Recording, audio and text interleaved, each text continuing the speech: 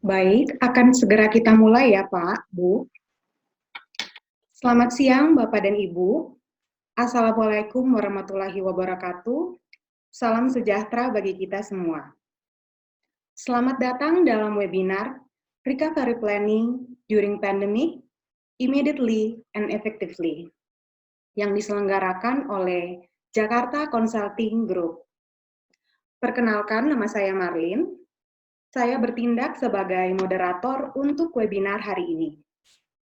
Seperti yang telah saya sampaikan tadi, topik yang akan kita bicarakan yaitu mengenai recovery planning during pandemic. Dalam webinar ini, kita akan mengupas secara mendalam mengenai apakah recovery planning itu, langkah-langkah untuk disaster recovery, memaksimalkan governance, risk, and compliance dalam recovery planning. Dan yang keempat, watching for pitfalls and more disaster. Adapun susunan acara untuk webinar hari ini adalah yang pertama pembukaan, kedua penyajian materi oleh pembicara kita, dan yang ketiga sesi tanya jawab di mana selama proses penyajian materi Bapak dan Ibu bisa mencatat terlebih dahulu apabila Bapak dan Ibu memiliki pertanyaan. Dan nantinya dapat ditanyakan di sesi tanya jawab ya Pak Bu. Dan yang keempat adalah penutup. Sebelum kita mulai penyajian materi oleh pembicara, saya akan memperkenalkan terlebih dahulu secara singkat company profile dari Jakarta Consulting Group dan pembicara webinar kita hari ini, Ibu Patricia Susanto, CEO dari Jakarta Consulting Group. Jakarta Consulting Group atau disingkat dengan JCG adalah perusahaan yang telah berdiri lebih dari 35 tahun dan bergerak di bidang konsultasi manajemen, khususnya strategic management.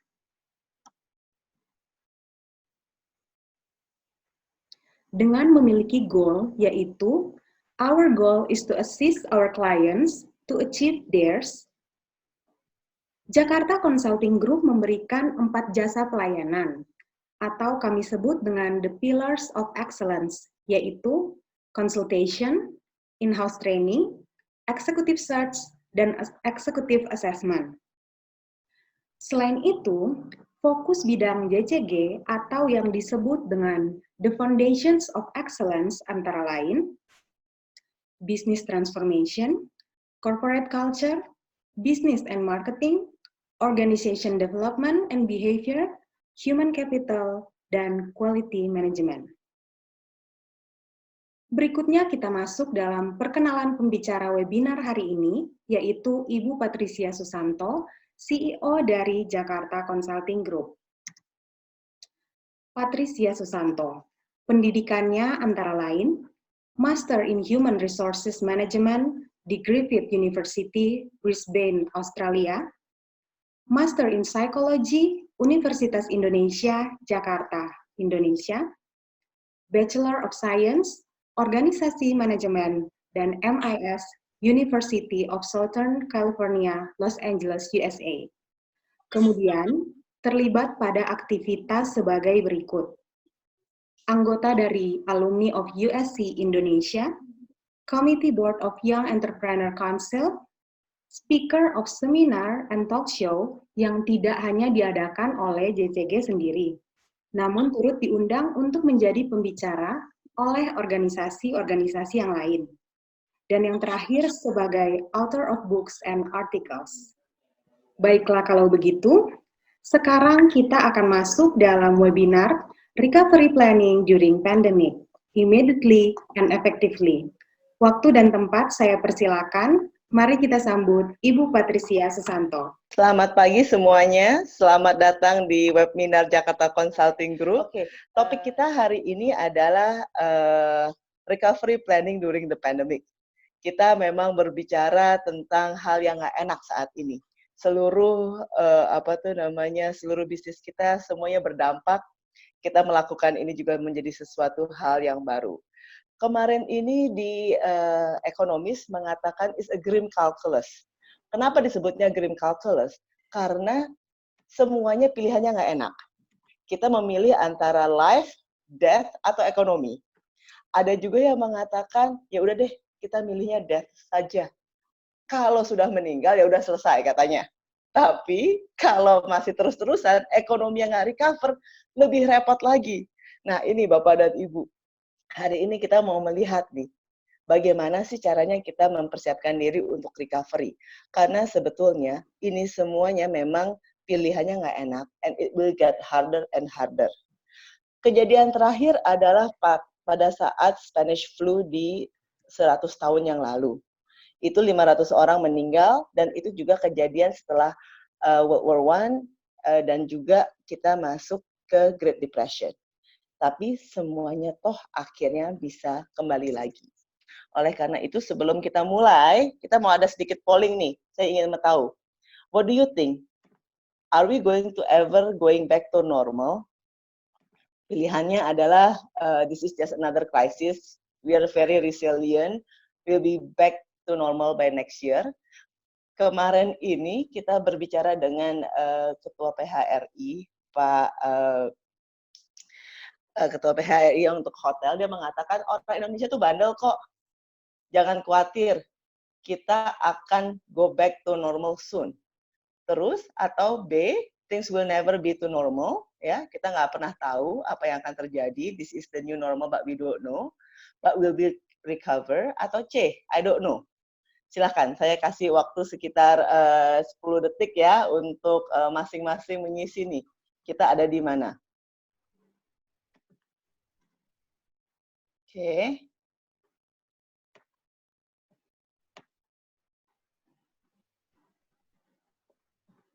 Oke, kalau sudah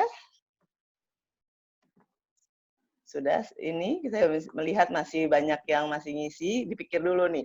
What do you think? Are we going just another crisis? Kita akan kembali lagi. Kita orangnya resilient, orang Indonesia bandel-bandel gitu ya. Atau B, kita nggak akan kembali to the same normal, tapi we don't know what is the normal is. Atau kita masih melihat nanti what's going on next.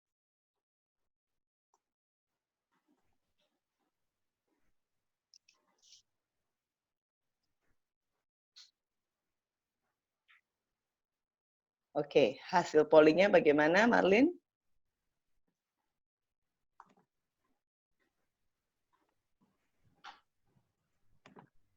Ya, sebentar, Bu. Baru 17 orang yang mengisi, Bu. Oke, kita tunggu lagi ya, silahkan. Rekan-rekan yang lainnya, silahkan teman-teman yang lainnya. Kita melihat.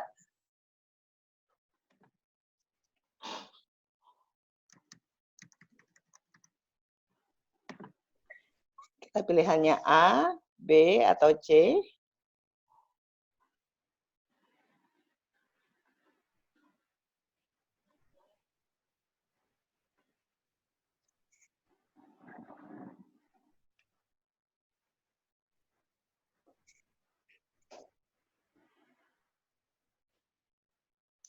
Silahkan ditunjukkan hasil pollingnya.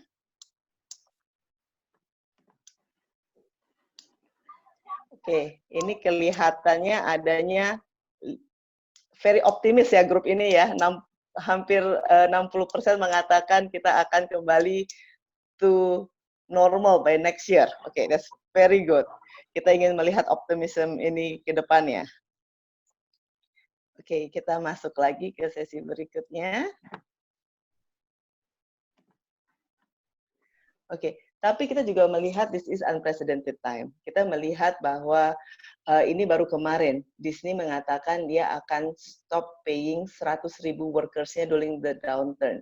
Karena sebenarnya Disney itu sendiri rugi 30 juta US per hari. Setiap kali mereka close down, itu per harinya mereka rugi 30 juta US. Luar biasa sekali. Akan tetapi, kita juga melihat, on the other hand, kita juga melihat Hermes, dia bisa in one day sale. In one day sale ya, ini 2,7 million US in one day sale. Jadi sebenarnya uangnya nggak kemana-mana. Uangnya ada, uangnya mau di-spend, tinggal bagaimana kita grab that spending. Nah, Jadi ini kita mengatakan tidak ada rumusan baru nih. Ini kita semuanya berlari-lari dan bercoba untuk melihat ke depannya seperti apa sih. Oleh karena itu kita akan masuk ke recovery plan. Sebenarnya apa sih yang kita ingin katakan dengan recovery plan ini? Recovery plan sebenarnya kalau definisinya is a structured approach that describe detailed process for an organization to quickly resume work during work, including objective dan time frame to limit major business operation losses after an unplanned incident. Jadi benar-benar kita maunya adalah bagaimana kita bisa kembali kerja dengan cepat, biarpun kita akan mengambil loss, tapi loss-nya itu kita sudah calculated. Yang penting adalah kita punya objektif dan kita juga punya time frame. Ini yang benar-benar yang kita ingin cari pada saat ini. Apa yang kita akan lakukan steps-nya? Sebenarnya steps-nya cukup gampang. Pertama, kita biasa ya, Bapak dan Ibu sudah jagoan nih, biasanya melakukan ini, assessing risk, ya kan? Risk-nya mau dibawa kemana kita? Kemudian recovery objektif, kita harus punya objektifnya. Baru kita nanti masuk ke respons strategi, offensive atau defensive strategi yang kita ingin masuk. Kalau kita lihat juga nih Bapak dan Ibu, impact on your organization saat ini. Kalau kita melihat timeline-nya ya, di bawah sini, sebelah sini adalah timeline, di sebelah sini adalah impact kepada bisnisnya Bapak dan Ibu. Kita melihat saat ini kita ada di mana. Kalau ada yang di positive growth ini dalam 6 bulan, berarti ini biasanya e-commerce. Business is booming, business is good.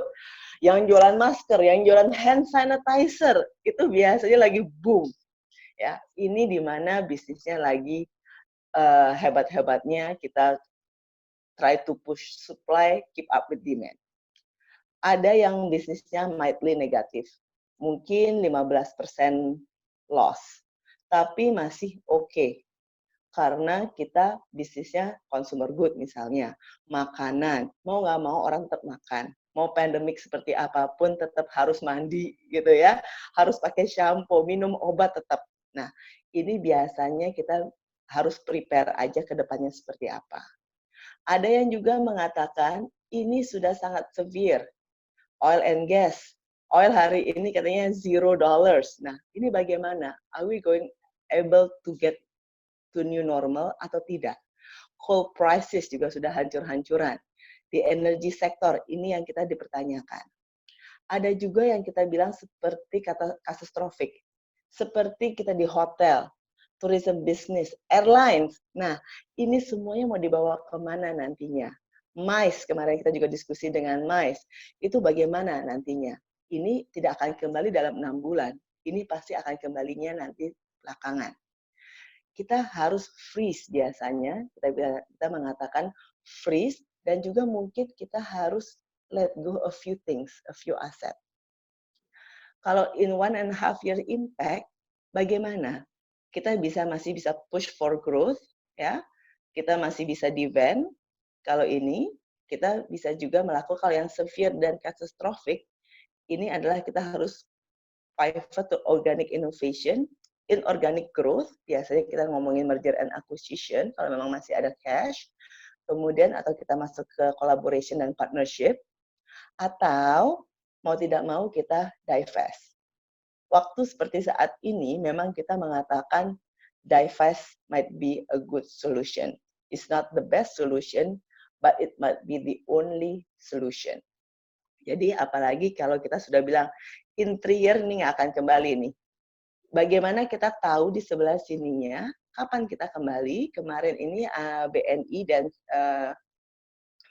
Mandiri Security mengeluarkan outlook report mereka setelah COVID ini dan mengatakan kemungkinan besar akan terjadi rebound di 2021 sampai di akhir 2021. Jadi selama bisnis Bapak dan Ibu bisa menekankan sampai 2021, ini biasanya kita masih bisa di sini.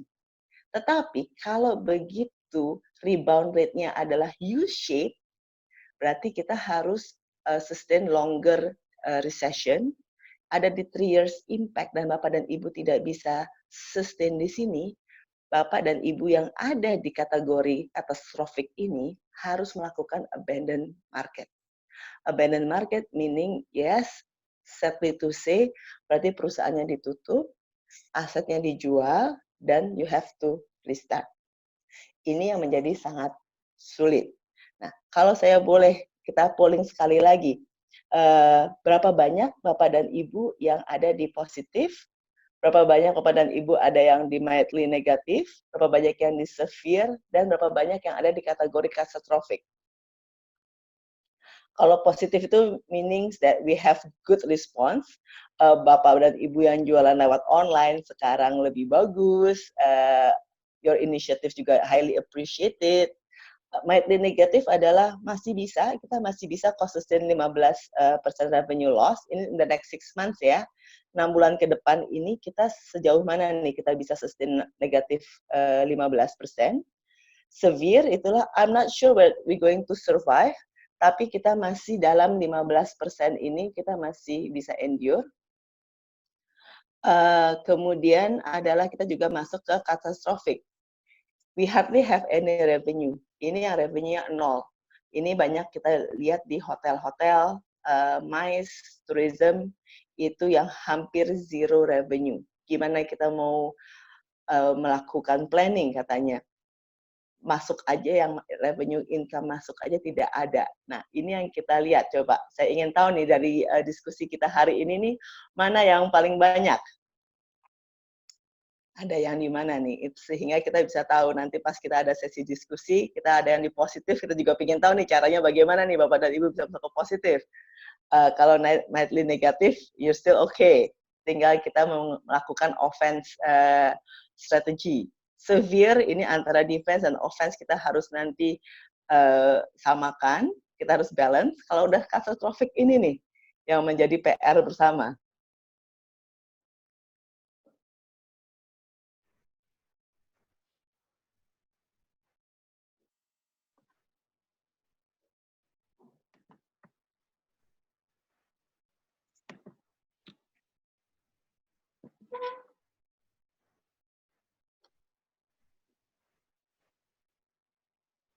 Nanti kalau Bapak dan Ibu ada pertanyaan selama diskusi kita ini, selama pemaparan saya, silahkan dimasukkan ke chat dengan moderator. Nanti moderator akan merangkum semuanya pada saat sesi tanya jawab. Silahkan, sudah selesai semuanya? Ada di mana nih? 5 orang lagi belum mengisi polling ya Pak, Bu. Oke, silahkan Bapak dan Ibu kita tunggu. Ada di mana nih? Apakah di mildly negatif, severe, atau malah banyak yang di positif? Tadi kan kita sangat optimistik ya. Sangat optimistik bahwa kita akan rebound and we going back to normal soon. Kita punya ini yang sangat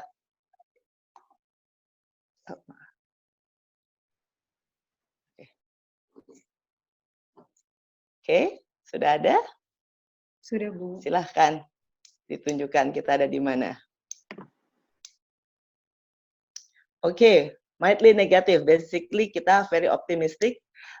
We got hit, ya kan? We got hit 15%, tapi kita masih punya reserve cash. Berarti biasanya nih untuk the next 6 months kita masih bisa sustain. Nah, tinggal bagaimana kita mempunyai offensive strategy. Oke.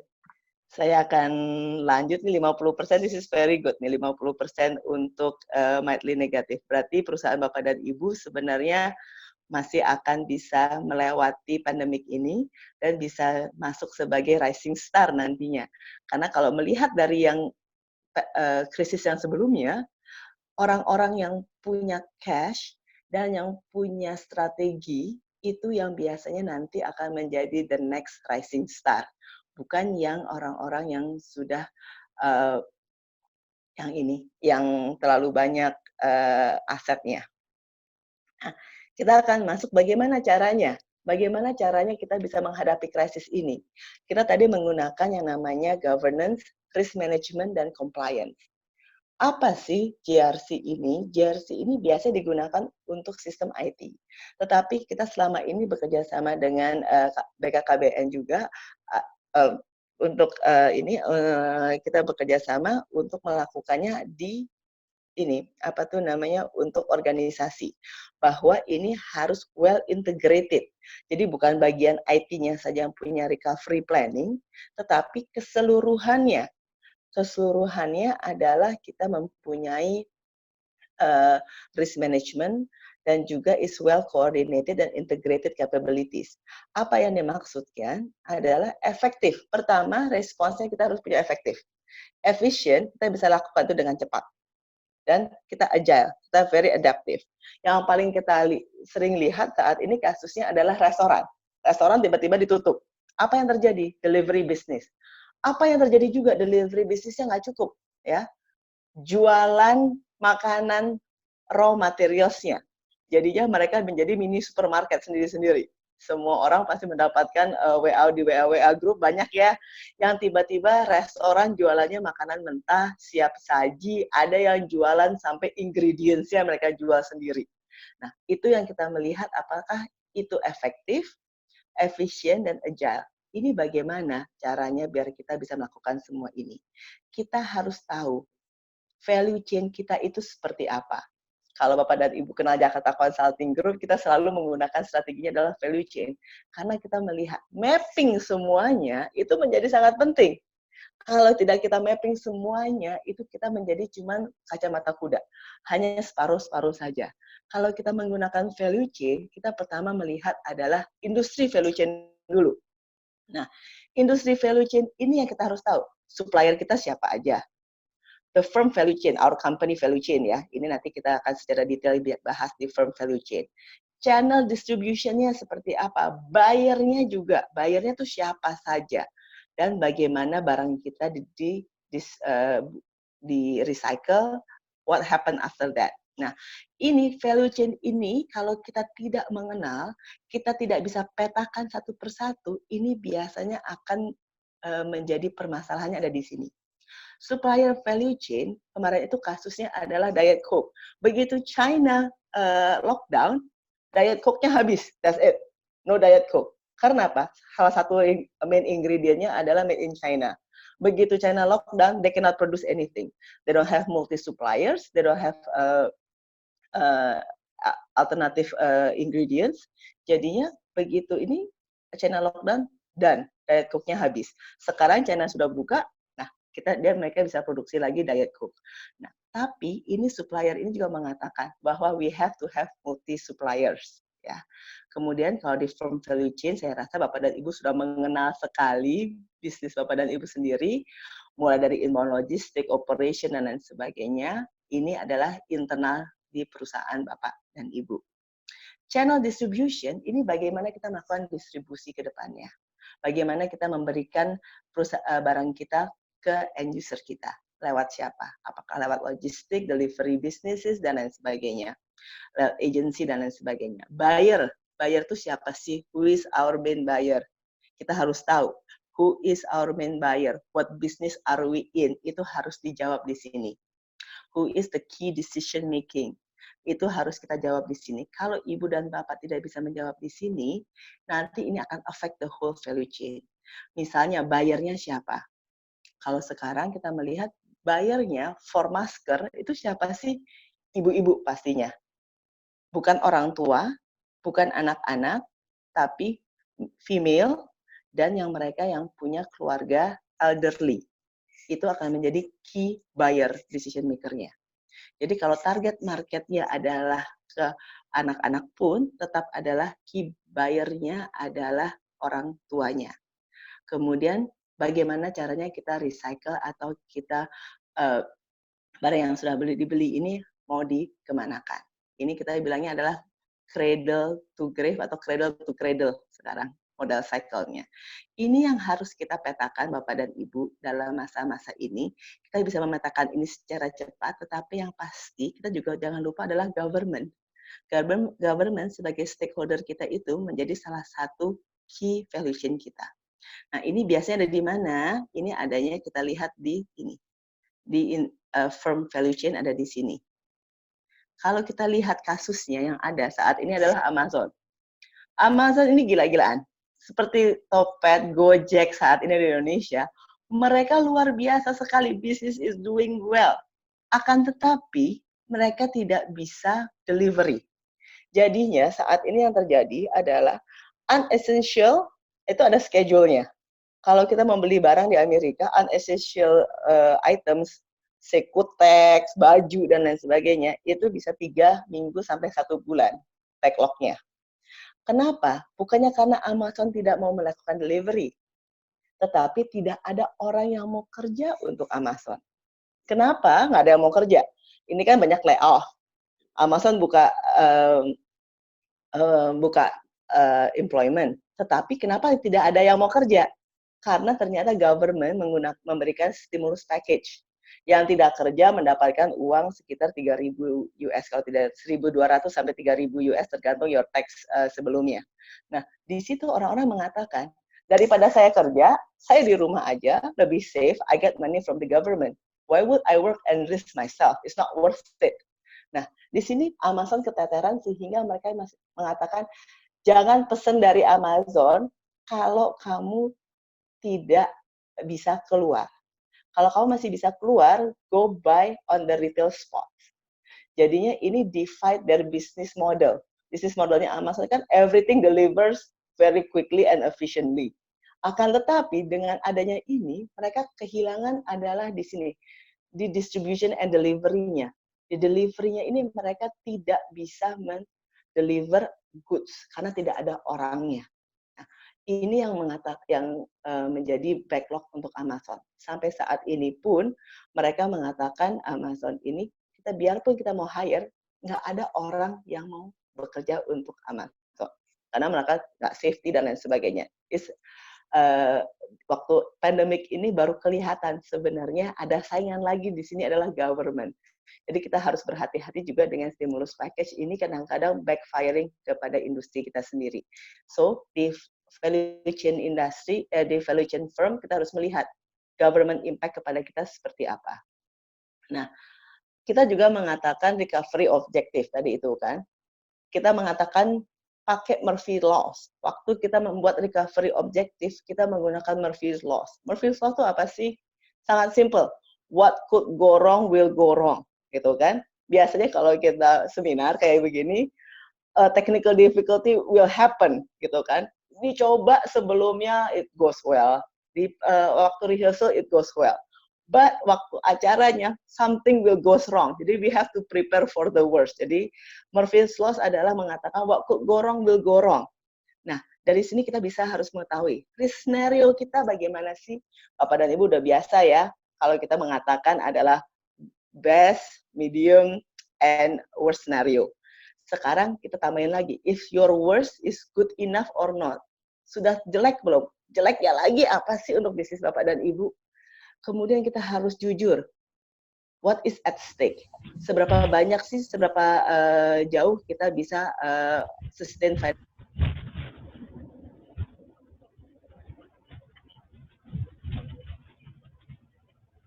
financial loss kita, risk mitigation, ya kan? What can we do about it? Terus, how prepared are we? Ini yang tadi Bapak dan Ibu kita menggunakan konteksnya adalah GRC semua ini. Compliance, governance, risk, and compliance. Ini kita menggunakan di sini semua. Pertanyaannya simple. What could go wrong? It will go wrong. Kita bisa nggak? Kita siap nggak? What is at stake? Kita siap kehilangan nggak? Kalau kita siap kehilangan, kita mau kehilangan seberapa banyak? When is our cut? When are we gonna cut our loss? Likelihood and impact assessment-nya sejauh mana? Jujur, kita harus jujur ya di sini ya. Kemudian, what can we do about it? Nah, mitigation-nya seperti apa? And how prepared are we? Nah, di situ baru kita bilang. Ini Bapak dan Ibu sudah mengenal ini biasanya. Ini yang kita lakukan dengan beberapa klien kita. Sehari-hari kita melakukan ini adalah likelihood impact-nya. Risk analisisnya pada saat kita membuat scenario after scenario after scenario. Kita melihat organizational risk, di mana itu adalah untuk secara garis besar, secara makronya ini apa sih? Kemudian ada juga operational risk. Jadi kalau Bapak Ibu lihat, Bapak Ibu bisa lakukan ini sendiri, ini sangat mudah. Yang penting jujur ya, yang penting jujur. Ini adalah likelihood-nya kali dibandingkan dengan severity. Severity ini kalau terjadi, ini Bapak bisa kehilangan license bisnisnya. Ya, seberapa signifikannya sih sebenarnya kejadian-kejadian ini untuk Bapak dan Ibu. Nah, ini kemudian likelihood, kemungkinan akan terjadi. Kalau sudah likelihood-nya frequent, sering, kemudian kejadiannya katastrofik, berarti kan Bapak Ibu di merah sini kan, apa yang terjadi? Ini biasanya kalau kita melihat di operational risk itu yang paling sering adalah communication breakdown, ya kan? Sering terjadi, severity-nya bisa very damaging gitu kan. Nah, kalau tidak segera diperbaiki, oleh karena itu apa yang kita lakukan? Kita membuat mitigation action. Kita build code of conduct, bagaimana kita berkomunikasi, apalagi dalam hari-hari seperti ini di mana komunikasi semuanya tidak ada tatap muka, maupun lewat Zoom seperti ini tuh nggak enak ya feelingnya ya, kita tetap aja pokoknya ketemu, kita ingin bisa chit-chat sedikit sebelumnya. Nah, ini yang kita coba melihat bagaimana code of conduct ini kita buat sehingga hal-hal yang bisa terjadi dan mungkin akan terjadi bisa kita mitigate. Oke. Nah, kemudian kita juga melihat apa yang sebenarnya Bapak dan Ibu sudah lakukan. Respon strateginya bagaimana sih? I'm sure Bapak dan Ibu saat ini sudah on defense strategi, di mana semuanya sudah align senior leadership-nya, sudah bergabung, sudah melihat apa yang kita bisa lakukan. Yang penting adalah operation tetap jalan, gitu kan. Pak David yang ada di mall, mallnya banyak banget. Ini bagaimana nih biar operasinya tetap jalan? Apa mau go door to door, mau kita pakai new avenue? Nah, ini yang kita pasti sudah lakukan saat ini. Kemudian, what do you do? Understand and mid and long-term impact. Rebudgeting lagi, stabilize your operation. Nah, kemudian, what do you do in 3 weeks? Kita nggak ngomongin long-term planning, kita ngomongnya day to day nih sekarang. Kemarin saya diskusi dengan orang BNI juga adalah, percuma kita ngomongin long term, we don't know when this gonna be over. Kita ngomongnya weekly aja udah bagus, kita bisa forecasting weekly aja udah bagus. Nah, ini yang kita mesti lihat, kita bisa nggak sampai kapan kita punya defense strategi ini. Kalau sudah ini adalah kita bisa masuk lagi ke offensive strategi. Understand the new economy. Kita bisa lihat growth opportunity-nya seperti apa. Kita udah masuk ke week 3 atau week 4 ini untuk di Jakarta. Kita udah WFH, udah cukup lama, udah masuk ke minggu keempat atau kelima. Nah, ini bagaimana nih? Is this the new normal? We don't know what is the new normal yet, but we are very optimistic. Nah, what do you do? We plan from now. Kita melihat kalau di tourism, begitu selesai pandemik ini, apa yang akan dicari? Pasti adalah kegiatan di luar ruangan. Jadi outdoor activity will boom. Nah, ini yang kita harus prepare. Kita harus mulai punya offensive strategi. Kita harus invest di growth area, dan juga kita harus melihat dari existing yang ada, apa yang kita bisa lakukan. Nah, basically apa yang kita lakukan, Bapak dan Ibu sudah melakukan ini sehari-hari, tapi sekarang kita harus lakukannya dengan cepat dan jujur. Sekali lagi, ini banyak yang dilakukan tidak dengan, janganlah kita terlalu optimis, kita melihat, is your worst scenario worst enough? That's the main issue here.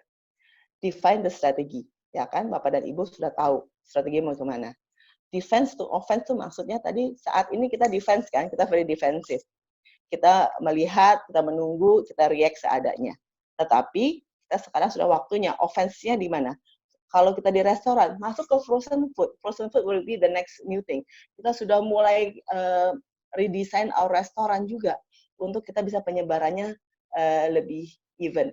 Kemudian kita kalau yang di hotel, bagaimana? Apakah kita bisa turn it into another area? Apakah kita tetap masih di hotel? Atau seperti apa? Investing in innovation, ini yang jangan Bapak dan Ibu lupakan. Karena innovation itu akan menjadi key ke depannya. Jadi buat pilot project dari sekarang. Kemudian, make it happen. Ini yang kadang-kadang kita telat, tapi sekarang ini benar-benar saatnya kita di-push untuk menjadi true entrepreneur. Nah, bagaimana caranya Bapak dan Ibu bisa melakukannya adalah dengan gampang. Assess the impact. 2 hour impact session, ini yang bisa kita lakukan. Kemudian bagaimana kita membuat growth strategi, go to offensive, dan yang paling penting Bapak dan Ibu adalah sprinting. Ini bukan saatnya kita lari maraton ya, kita sprint week per week. Jadi begitu itu kita targetnya ada week per week dulu. Karena kita nggak tahu kapan ini akan selesai. Jadi kita fokus di week per week-nya dulu. Sehingga kita bisa tahu. Dan ini semua orangnya, kita jangan lupa di sini, hire a growth team. Orangnya harus sepaham, orangnya harus ngerti tentang bisnis Bapak dan Ibu, dan mereka juga bisa memberikan input. Ya, growth team nggak perlu banyak orangnya, tetapi key, dan mereka harus in one page. Nah, jadi transparansi sangat penting. Apa yang terjadi biasanya? Ini kesalahan-kesalahan yang biasa kita lihat adalah fail to answer what business you are in. Ini kalau kita melakukan ini berdasarkan pengalaman kami konsultasi dengan beberapa perusahaan yang dibilang sudah di sunset industry. Nah, ini adalah seperti ini. Recovery pitfalls-nya adalah cannot answer what business are we in. Lack of transparency tadi itu, data-data yang nggak jujur, atau tidak mau mendengarkan data-data, hanya mau mendengarkan yang bagus-bagus saja. Your scenario, your worst scenario is not bad enough. Itu harus your worst scenario is very, very bad. Ya. Kemudian ununified vision, ini tadi, semuanya have to be in the same page. Comprehensive JRC network. Framework-nya JRC tadi itu harus full dan harus in-depth. Kemudian culture-nya juga harus menunjang. Dan yang terakhir, emotional stability. Hati-hati ya, ini semuanya stressful time. Kita harus melihat emotional stability di pimpinan dan juga di staff dan pegawai lainnya. Kenapa kita mengatakan kemarin ini the female leaders mendapatkan pujian luar biasa dari dunia, karena mereka mengatakan bahwa the quality adalah yang kita cari saat ini adalah yang jujur, determined, adaptability, dan empathy. No nonsense. Ya. Presiden Taiwan ini luar biasa responsnya, paling dekat dengan China, tapi paling sedikit ininya, in percentage ya, number of death-nya paling sedikit, karena dia sangat-sangat ketat, dan dia sangat-sangat jujur dan cepat. Nah, ini yang kita perlukan pada saat ini. Don't waste a good crisis, Bapak dan Ibu, is an opportunity. Even though we're in a crisis mode, karena kita semuanya entrepreneur di sini, don't waste a good crisis. Ini adalah perusahaan-perusahaan yang akan boom ke depannya. Dan perusahaan Bapak dan Ibu bisa jadi salah satu dari perusahaannya ini. Jadi krisis ini is a good time for us to reassess and reevaluate, tapi memang harus dilakukan secara cepat. So make sure Bapak dan Ibu jangan punya worst scenario, tapi doomsday scenario-nya. Kalau Bapak dan Ibu lewat doomsday scenario, I'm sure Bapak dan Ibu bisnisnya akan langgeng ke depannya. Ini adalah slide saya yang terakhir. Silahkan dari moderator kalau ada diskusi, kita bisa lakukan masuk ke sesi tanya-jawab atau kita masuk ke sesi diskusi. Silahkan. Terima kasih. Iya, baik Bapak dan Ibu. Saya kira waktu yang telah diberikan untuk sesi tanya-jawab sudah habis. Mohon maaf sebelumnya apabila ada yang pertanyaannya belum sempat disampaikan kepada Ibu Patricia. Apabila Bapak dan Ibu memiliki pertanyaan ke Ibu Patricia, seperti yang dibilang oleh Ibu Patricia tadi, bisa mengirimkan pertanyaan langsung ke Ibu Patricia atau ke info@jakartaconsulting.com. Kami akan dengan senang hati menjawab pertanyaan Bapak dan Ibu sekalian. Baiklah semuanya, rangkaian acara webinar hari ini telah selesai. Terima kasih karena sudah berpartisipasi dalam webinar ini. Semoga webinar ini dapat memberikan informasi bagi kita semua, khususnya mengenai recovery planning. Saya Marlin sebagai moderator, mohon maaf apabila ada kesalahan atau kekurangan. Terima kasih saya ucapkan. Terima kasih. Selamat siang semuanya. Hati-hati. Selamat siang, terima kasih.